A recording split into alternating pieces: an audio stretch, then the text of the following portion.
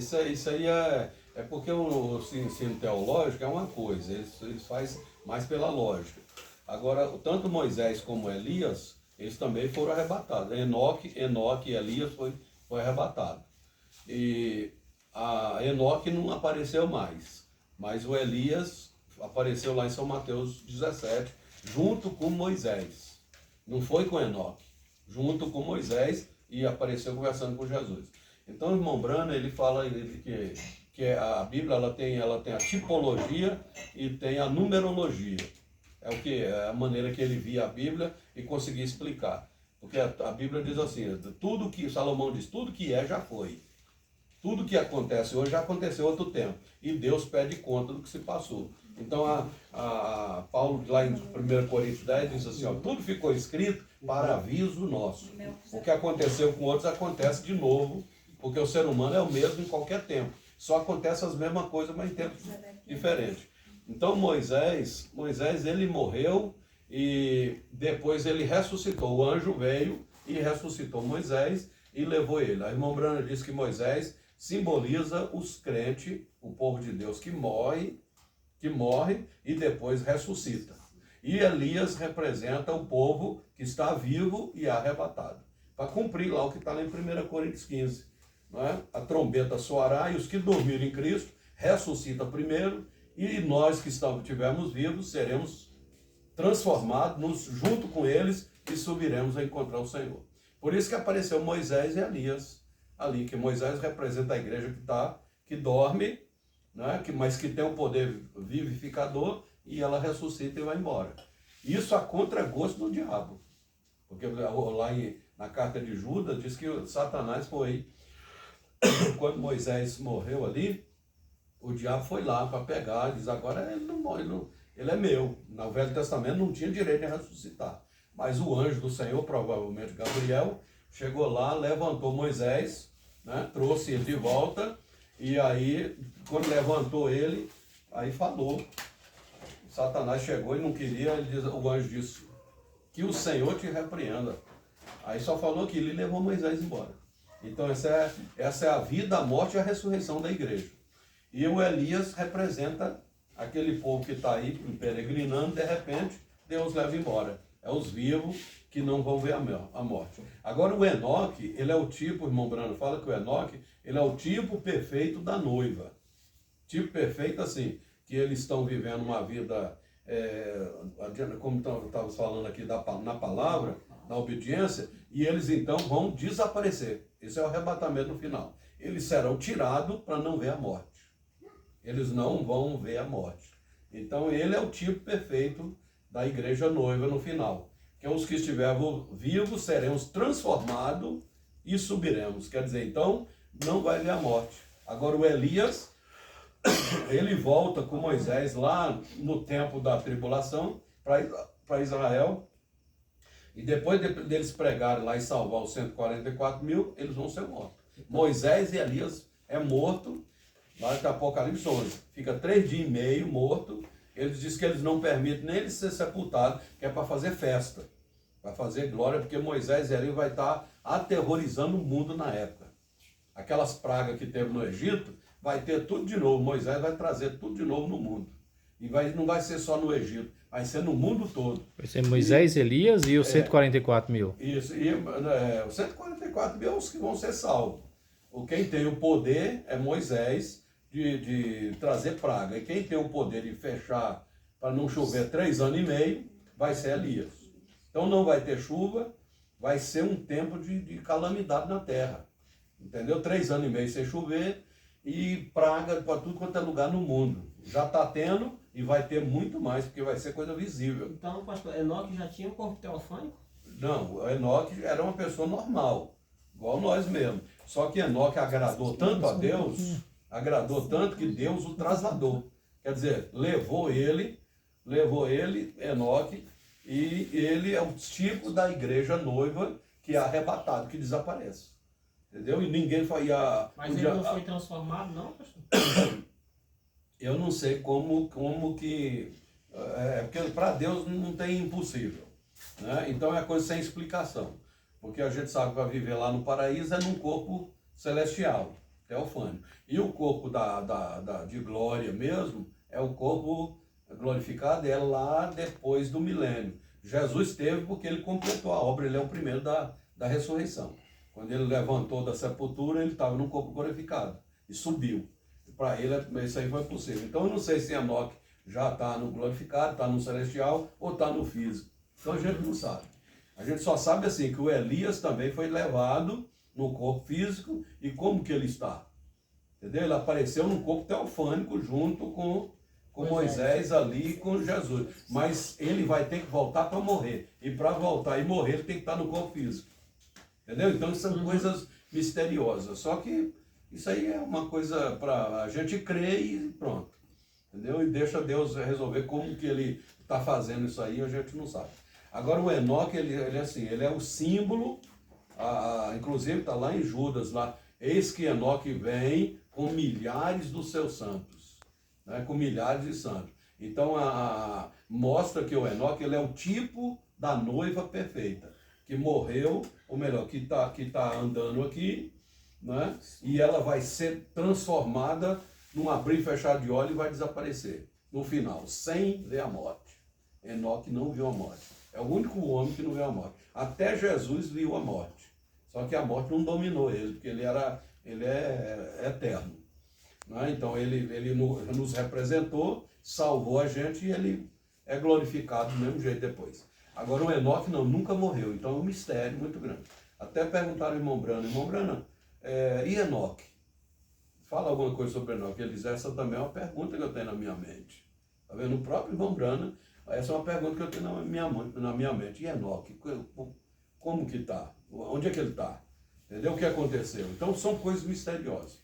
Então a gente sabe que é muitas coisas que tem na Bíblia que a gente está lá em Deuteronômio dizendo assim, ó, que as coisas reveladas são para nós e para nossos filhos, mas as coisas ocultas são para Deus. Então é por isso que a noiva da palavra, ela não questiona.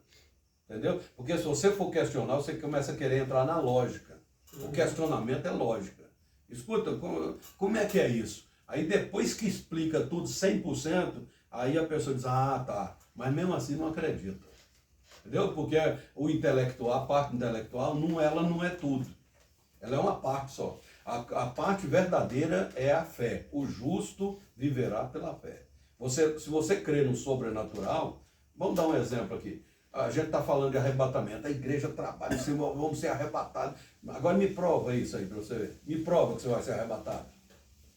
Entendeu? Não tem como provar nada. Entendeu? Não, mas eu vou. Mas me prova. Porque para poder sair daqui para ir para o Piauí, você tem que comprar passagem de avião, entrar no avião, é um processo mecânico. Você tem que ir e aquilo ali, ó, tem um custo muito elevado para você ir. Daqui a pouco você está lá no Piauí, puxa, eu não estou nem acreditando que eu estou aqui, mas se você olhar, procurar a prova, você vai ver, tá a passagem, tem o piloto, tem todo mundo, é ali é uma mecânica. Aí você acredita. Agora, no sentido, você sair daqui, vamos dar um exemplo de Filipe. Filipe pregou para o eunuco, batizou o eunuco lá, aí o eunuco saiu jubiloso, dando glória a Deus, e Deus arrebatou Filipe ali, e ele apareceu em Azoto, em outro lugar, sem ir na carruagem, sem pegar avião, sem sair correndo, sem nada. Ele simplesmente foi levado para outro lugar. Tá vendo? Agora explica isso, como é que ele fez isso? Não tem explicação. Como é que você vai explicar, por exemplo, Jesus pregou, fez todo aquele trabalho, e de repente ele começou a subir do chão, levitando, e foi subindo, e logo uma nuvem o ocultou e ele desapareceu. Como é que explica isso? Não tem como explicar. Ou você tem que acreditar no sobrenatural. Então a noiva da palavra, é por isso que você começa, você para com a mentira, para com o roubo, para com os vícios. Não é você mesmo que quer, é porque você está crendo numa coisa especial, que aquilo vai te dando um ânimo, uma força, e você vai fugindo. Daqui a pouco você diz, olha, tem 10 anos que eu não fumo, tem 20 anos já que eu sou crente, eu parei com aquilo, e minha família está tudo lá socada nisso, eu tenho um bocado de amigo que ficou lá, e eu não gosto mais disso, eu não quero isso. Você foi liberto daquilo porque a fé, ela puxa a pessoa para o sobrenatural. Ela leva. Sem fé é impossível agradar a Deus, porque tudo de Deus é sobrenatural. É igual aqui, ó, a gente estava falando aqui, ó, eu gosto de uma expressão do irmão Brando, ele diz assim, ó, se você crê que Deus está aqui, Ele está. Se você não crê, Ele está do mesmo jeito, porque Ele é onipresente. Onipresente, Ele está em qualquer lugar ao mesmo tempo, porque Ele é que é o gerador da vida. Ele é o centro de tudo. Agora, como é que você vai ver esse Deus e me prova que Ele está aí? Você não tem como provar. Você só tem que acreditar e trabalhar e operar, e aí a coisa vai melhorando na sua mente, no coração, vai melhorando tudo. Muda tudo. Agora, se a gente for só materialista, a gente, não vejo nada disso não. E conversa, e tal. E aí a gente se arrebentando, aí o cara tá viciado, o cara entra, porque o ser humano é assim, ele não fica vazio. Ou ele vai para a igreja ou ele vai para o clube. Entendeu? Ou ele é uma pessoa que faz o certo ou ele faz o errado. Porque não tem como ficar vazio. A gente é uma coisa mecânica, a gente é uma coisa, um ser vivo, né? Inteligente, que a gente pode ter emoções e decisões. Então a gente faz alguma coisa. Você pode ver, se você ficar quieto, sentado num lugar só, vou ficar só sentado aqui, sua mente vai a 1000. Você entendeu? Aí você fica rico, fica pobre, você sua, você chora, você sorri, entendeu? Você fica melancólico, você diz, vou lá, aí diz, não vou não, entendeu? Você fica, é um ser vivo, inteligente. Então a gente pode inventar qualquer coisa, mesmo sentado, sozinho. Agora por isso que é melhor você optar pelo que é correto, pelo que é verdadeiro. Porque a gente, como é inteligente, você sabe que se você plantar, você vai colher. Porque outros já plantaram e estão colhendo.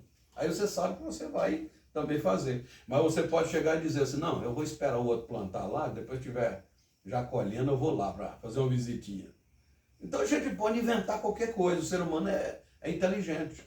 Entendeu? Então quem foi que fez tudo isso? Deus. Eu acho até importante, uma pessoa falou assim, alguém que botou um relógio no lugar, deixou um relógio lá, né? Tem um relógio lá no chão, o outro chegou e achou o relógio. Achei um relógio. Aí ele diz assim, esse relógio aí não é obra do acaso. Aí você pode olhar esse relógio funcionando, como a gente já tem essa certa experiência, já viu, a gente sabe que tem uma pessoa que fez esse relógio. Entendeu? Aí depois você vai ver que tem uma empresa que faz as peças. Aí tem outra empresa que faz a correia. Aí tem um monte de gente trabalhando só por causa disso aí. E tem um mentor, o primeiro mentor que inventou esse relógio. Então, quer dizer, sempre tem alguém por trás de alguma coisa. Então tem esse Deus, ele está por trás de tudo. Só que ele é tão simples, tão grande, tão poderoso, que ele se esconde. Você está olhando para ele e não vê ele. Então esse é Deus, é o ser, ele é onipresente, onipotente, onisciente. Aí, ó, passa tudo. Um dia desse a gente era criança. E aí, quando de repente você está olhando, você já está com 50, 60, 70, e você está vendo a notícia de outros aí que já morreu. Quer dizer, então nós estamos nessa fila. Se Jesus tardar a buscar a gente, vai todo mundo ficar chorando no sepultamento do outro lá. Entendeu? Mas ele estava aqui ontem, ele estava aí. Pois é, já passou. Aí a gente fica olhando assim para aquelas pessoas que morreram e diz, onde eles estão aonde? E Deus continua, a palavra que a gente prega, que a gente lê, as coisas, é só perpetuando, entendeu? Não muda nada. A Bíblia que foi escrita há 2000 anos atrás, você lê ela do mesmo jeitinho hoje aí. Não muda nada. Então isso é uma coisa sobrenatural. Então é por isso que a noiva da palavra é assim, você crê acima da suspeita, de qualquer suspeita. É igual confiança, quando você confia numa pessoa, confia na pessoa. A pessoa pode estar até fazendo coisa errada lá e você confia, só vai descobrir depois, mas você confia que você nem não liga. Então quando você confia em Deus, entrega tudo na mão de Deus, Deus não está fazendo nada errado. Agora, aos olhos do incrédulo, do agnóstico, aí das pessoas, assim, livre pensador, há injustiça demais. Deus é injusto. Deus não devia ter feito isso. Por que está acontecendo isso? Por que está acontecendo aquilo? Eu não sei se lembra daquela parábola que eu já contei o cara foi cortar o cabelo lá no barbeiro, aí sentou o barbeiro lá e cortando o cabelo lá e falando para a pessoa lá, eu não creio em Deus. Aí ele diz, não, mas Deus existe, Deus está aí, Deus faz tudo. Não, eu não creio. Porque se Deus existisse, não tinha tanto miserável. Aí, pessoa pedindo esmola, passando fome e tudo mais. Que Deus não pode ser ruim. Diz que Deus é amor, Deus não pode ser ruim fazendo essas coisas. Então não tem. Quer dizer, o cara é questionador, entendeu? É livre pensador. Aí o outro pegou e foi embora. Quando tá lá fora, voltou e disse: olha, escuta, eu não acredito em barbeiro, não. O cliente falou: eu não acredito em barbeiro, não. Barbeiro não existe, não. Aí ele falou: mas não existe como? Eu estou aqui, eu acabei de cortar o seu cabelo, eu estou aqui. Ele disse: não, se existisse barbeiro, não existia tanto homem barbudo e cabeludo no meio da rua. Aí ele disse: não, mas eles estão desse jeito aí porque eles não vêm a mim. Se eles viessem aqui, eu ia cortar o cabelo dele. Ele falou: ainda agora eu entendi por que você não crê em Deus. Você nunca foi até ele. Nunca procurou. Entendeu? Então, essa é a moral da história. Então, a gente, como é inteligente, tem resposta para tudo. Só que, assim, a pessoa que é de Deus, ele não questiona. Ele crê somente. Lembra que Jesus falou para aquela mulher grega lá, falou: ó, não é lícito tomar o pão dos filhos e dá-los aos cachorrinhos, dá-los aos cães. Ele estava falando uma linguagem simbólica, falando dos gentios que são como cães, que é a pessoa que idólatra, cheia de coisa, e ele só veio para os filhos dele, para os judeus.